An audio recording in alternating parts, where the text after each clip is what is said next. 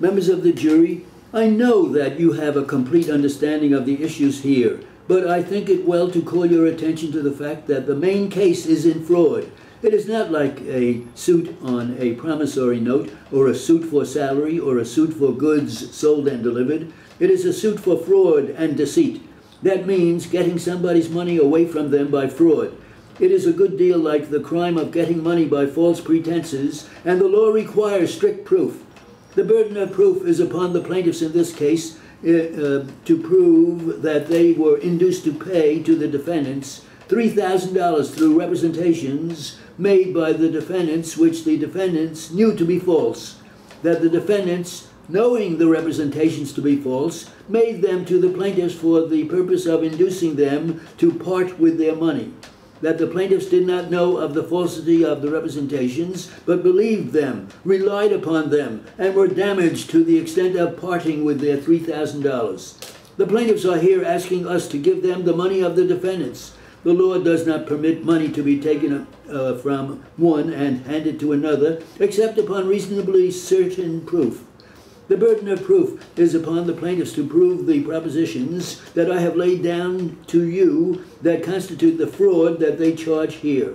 They are not obliged to prove their case with absolute certainty, but they are obliged to prove it with reasonable certainty. It is not easy in every controversy that arises among citizens that the law takes hold of and attempts to settle.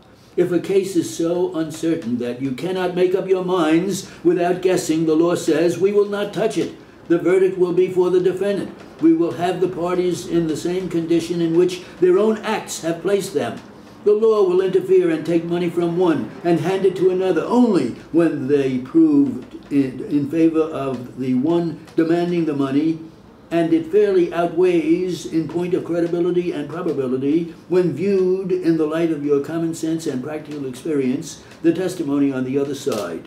In other words, you must be reasonably certain that you are right before you can take money out of one man's pocket and put it in another's. If the case is so uncertain that you cannot make up your minds without guessing, your verdict will be for the defendant.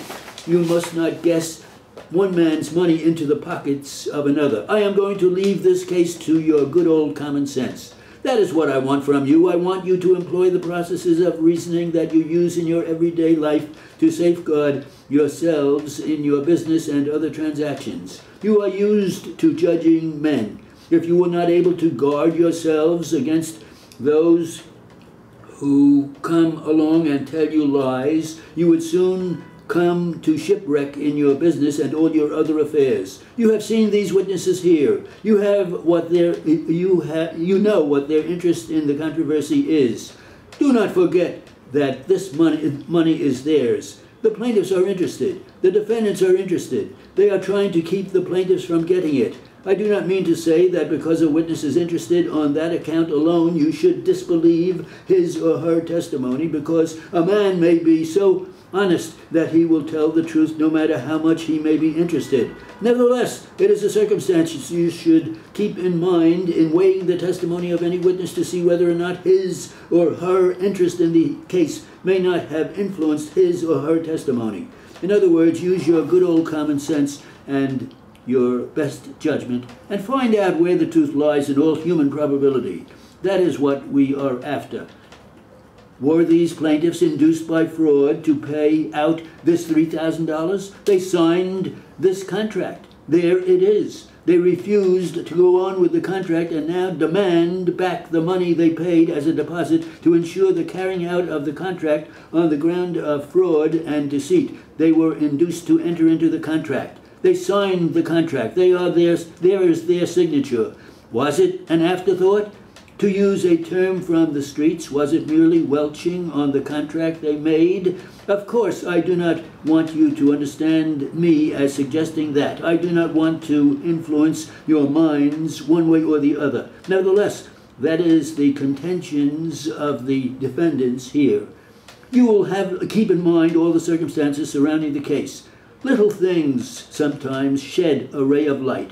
Just consider the transaction, how it occurred, according to the testimony, all the way down from the time the first word came to Mr. Haynes that the defendants had a garage for lease and all the transactions had all the way down the line.